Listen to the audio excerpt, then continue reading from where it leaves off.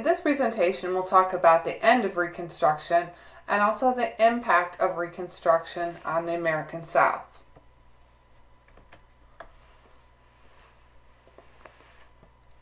As you know, Ulysses S. Grant was a war hero coming out of the Civil War with many successes in battle. However, he had a disappointing presidency.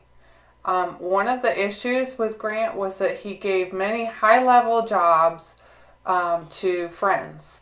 And think back to an earlier presidency and try to remember what the name of this policy is called when you give high-level government jobs to your friends. I'll give you a clue and tell you that Andrew Jackson did this as well. So these friends used their jobs to become rich, and often in the process it involved illegal activities. So corruption plagues Grant's presidency, and as more and more corruption is exposed, the general public loses confidence in government, in its leaders.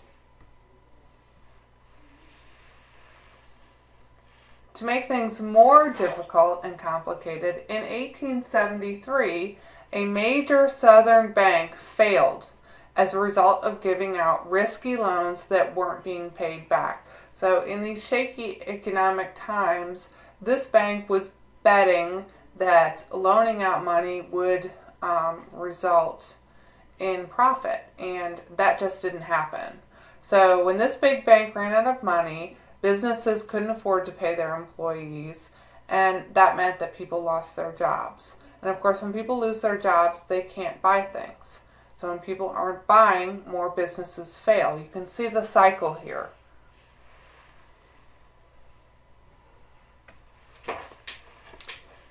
This leads to the bank panic of 1873.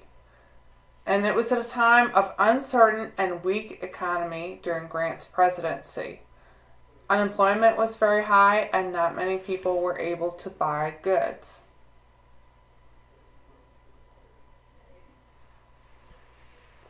Also, Northern support goes away. If you remember, the North had occupied the South, had a military occupation, and when they withdrew their military troops, they also withdrew some of the general support that the states needed. It became evident that corruption in politics was a more important issue to Northerners, and it distracted them from paying attention to the problems of the South. Also, the North justified pulling troops out of the South because the military occupation in the South was viewed as an expense, and as a high expense. Also, lots of radical Republican leaders had passed away at this point, and so support for the radical Republican agenda had kind of lost steam.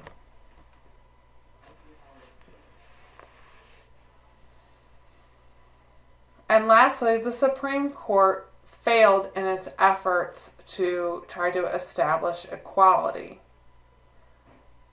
A lot of what are called slaughterhouse cases attempted to take away civil rights, particularly from African Americans.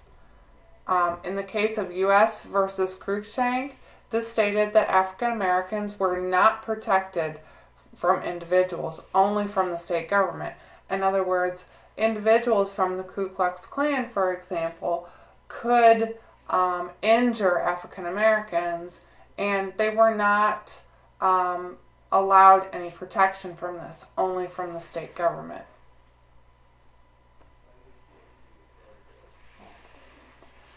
So as you can imagine, Southern whites gain more power. There's this group called the Redeemers, and they are Southern white politicians who want to redeem the South in Congress. In other words, they want to break free from the Republican agenda and from Northern control. They want to reestablish the South and the agenda of the South in government. So this support for the Democratic Party by Southerners is known as the Solid South. You can think of it as a solid backing or solid number of supporters backing Southern policy and the Southern agenda.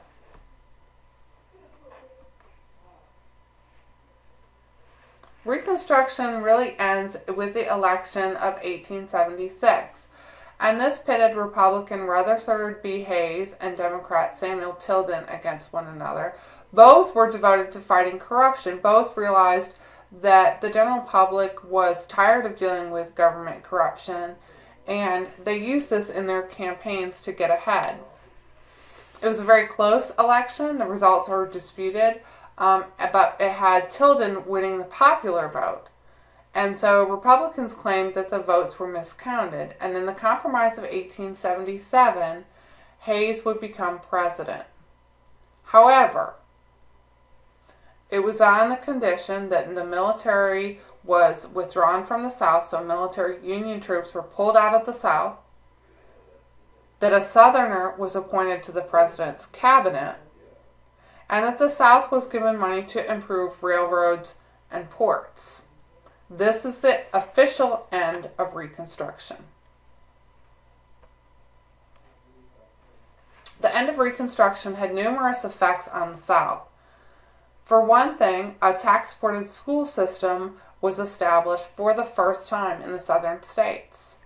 Also, they had money to improve railroads and transportations, improve their infrastructure.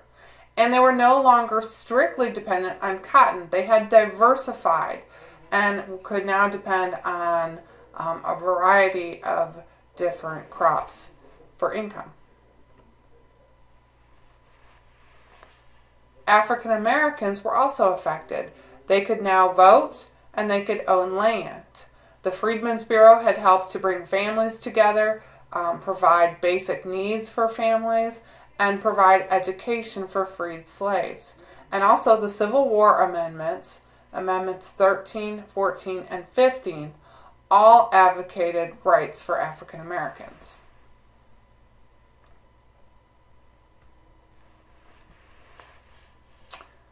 Women continued to advocate for their rights, particularly the right for vote. However, they did not receive the right to vote.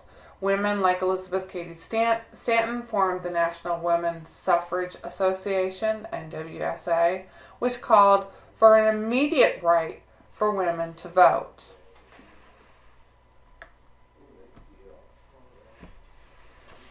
The effects of Reconstruction on state and national politics were that African Americans and Northerners were primarily Republican, with the party supporting big business, and white Southerners dominated the Democrats, which supported laborers. And you can see the signs. We'll talk later about why Democrats have a donkey and Republicans have an elephant. That comes during the Progressive Era. So that's it for this particular presentation. We're done with Reconstruction and Goal 3. Congratulations.